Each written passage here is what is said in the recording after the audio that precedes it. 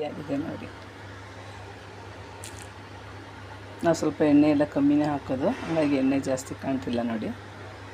Okay, ಧನ್ಯವಾದಗಳು. Hi, hello, ನಮಸ್ಕಾರ. ಇವತ್ತು ಮತ್ತೊಂದು ವೀಡಿಯೋದೊಂದಿಗೆ ನಿಮ್ಮೊಂದಿಗೆ. ಇವತ್ತು ವಾಂಗಿಬಾತ್ ಗೊಜ್ಜು ರೆಡಿ ಮಾಡಿ ಇಟ್ಕೊಳ್ಳೋದು ಹೇಗೆ ಅಂತ ನಾನು ವೀಡಿಯೋದಲ್ಲಿ ತೋರಿಸ್ತೀನಿ. ಯಾವಾಗಲೂ ವಾಂಗಿಬಾತ್ ರೈಸ್ ಬಾತಲ್ಲಿ ಒಟ್ಟಿಗೆ ಮಾಡ್ತೀವಿ. ಇದು ನಾವು ಎಮರ್ಜೆನ್ಸಿಗೆ ಎಲ್ಲರೂ ಹೋದಾಗ, ಅರ್ಜೆಂಟ್ ಆದಾಗ ಇಮಿಡಿಯೇಟ್ಲಿ ರೆಡಿ ಮಾಡಿ ಇಟ್ಕೊಂಡು ಮಾಡುವಂಥ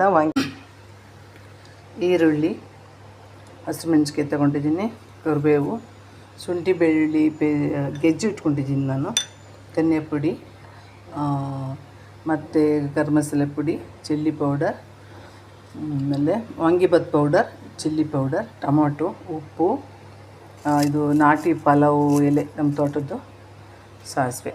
ಅವು ಈಗ ಒಗ್ಗರಣೆ, ಕರಿಬೇವು. ಈಗ ಎಣ್ಣೆ ಹಾಕೋಣ.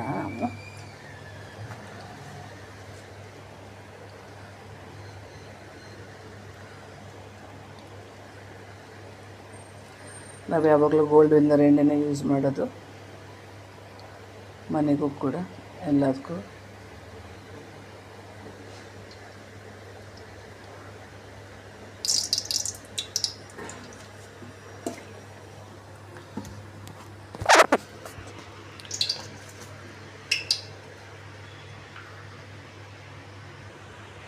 ಮೊದಲಿಗೆ ನಾನು ಸಾಸಿವೆನ ಹಾಕ್ತಾಯಿದ್ದೀನಿ. ನಂತರ ಈರುಳ್ಳಿನ ಹಾಕ್ತಾಯಿದ್ದೀನಿ.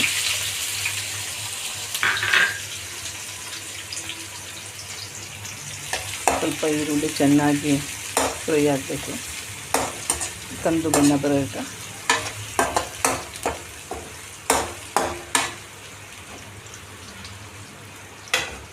ಇವಾಗ ಕರಿಬೇವು ಹಾಕ್ತಾಯಿದ್ದೀನಿ.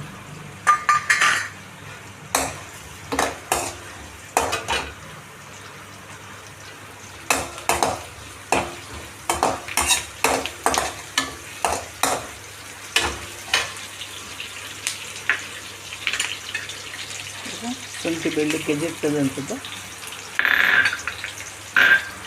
ಗೆಜ್ಜಿರೋಂಥ ಶುಂಠಿ ಬೆಳ್ಳುಳ್ಳಿ ಪೇಸ್ಟು ಹಾಕ್ಬೋದು. ಇದು ಸ್ವಲ್ಪ ತಿನ್ನುವಾಗ ಬಾಯಿ ಸಿಗುತ್ತಲ್ಲ ಅಂತ ಗೊಜ್ಜು ಮಾಡಿಡುವಾಗ. ಇವಾಗ ಒಂದೆರಡು ಹಸಿರು ಮೆಣಸಿನ್ಕಾಯಿ ಹಾಕ್ತಾಯಿದ್ದೀನಿ. ನಾಟಿದು ನಮ್ಮ ತೋಟದ್ದು. ನಾ ಪಲಾವೆಲೆ ತಂದುಬಿಟ್ಟು ನೀಟಾಗಿ ತೊಳೆದ್ಬಿಟ್ಟು ಒಣಗಿಸಿಟ್ಕೊತೀನಿ. ಎಲ್ಲದಕ್ಕೂ ಯೂಸ್ ಮಾಡ್ಬೋದು, ಫ್ಲೇವರ್ ಚೆನ್ನಾಗಿರುತ್ತೆ.